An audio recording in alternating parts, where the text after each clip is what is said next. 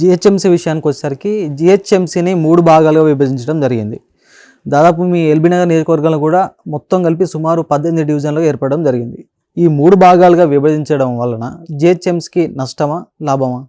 జిహెచ్ఎంసీకి నష్టం లేదు, ఆర్థికంగా గట్టిగా అవుతుంది, కానీ ప్రజలకు నష్టం. ఏ విధంగా నష్టం అంటారు? ప్రజలు పూర్తి స్థాయిలో నష్టపోతారు, పూర్తి స్థాయిలో చాలా అవస్థల పాలవుతున్నారు, వాళ్ళు ఇబ్బందులకు గురవుతున్నారు. నాయకులకు కూడా చాలా విధంగా నిరుద్యోగులు అవుతున్నారు. తుర్కయంజాలో ఒక మున్సిపాలిటీ ఉండే, పెద్దంబర్పేట మున్సిపాలిటీ ఉండే, మేడ్చేర్లు ఉండే, గట్కేసర్ ఉండే, ఇట్లా జవహర్ నగర్ అని చెప్పి అనేక మున్సిపాలిటీలు ఉండే. 7 కార్పొరేషన్లను 20 మున్సిపాలిటీలను తీసుకొచ్చి అన్ఎక్స్పెక్టెడ్ అందులో కలపడం జరిగింది. మేము కౌన్సిల్ జరుగుతున్నప్పుడు అందరికి శుభవార్త, మీ కార్పొరేటర్ 2 కోట్లు ఇస్తున్నామని చెప్తే మేమందరం కూడా హ్యాపీగా ఫీల్ అయినాం. ఆ దొంగచాటుగా తీసుకొచ్చి దాన్ని అలా విలీనం చేసేసారు.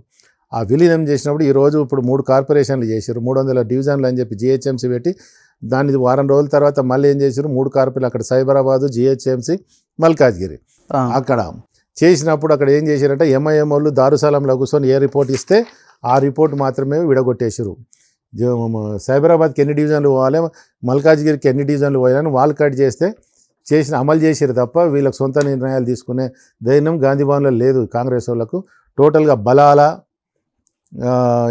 ఎంఐఎంలో ఇంకో 2 ముస్లిం సంబంధించిన కార్పొరేటర్లు, కమిషనరు వాళ్ళు కూర్చొని వాళ్ళ రిపోర్ట్ని తయారు చేసిందని ఇంప్లిమెంట్ చేసిండు రేవంత్ రెడ్డి తప్ప వాళ్ళకి ధైర్యంగా ఇక్కడ హిందూ బెల్ట్ ఎంత నాశనం అయిపోతుంది, హిందువులు ఏ విధంగా ఆగమైపోతారు, అక్కడ హిందువులను మొత్తం కూడా 10,000 మంది హిందువులు ఉంటే అలా మధ్యలోకి వెళ్ళి 5,000 ఇక్కడ చేయాలి, 5,000 ఇంకో దాన్ని చేయాలి, 15,000 ముస్లిం ఓట్లు కలపాలి, 5,000 వీళ్ళని కలపాలి.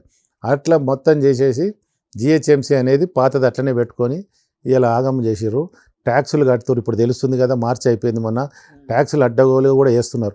ఇంతకుముందు గట్కేసర్లో కానీ మా తుర్కేంజాలు కానీ మొన్నే కూడా ఇక్కడ తుగ్గూడ టైప్లో పోతే ఒక ఇంటికి 500, 1,000 రూపాయల ట్యాక్స్ ఉండదు. ఈరోజు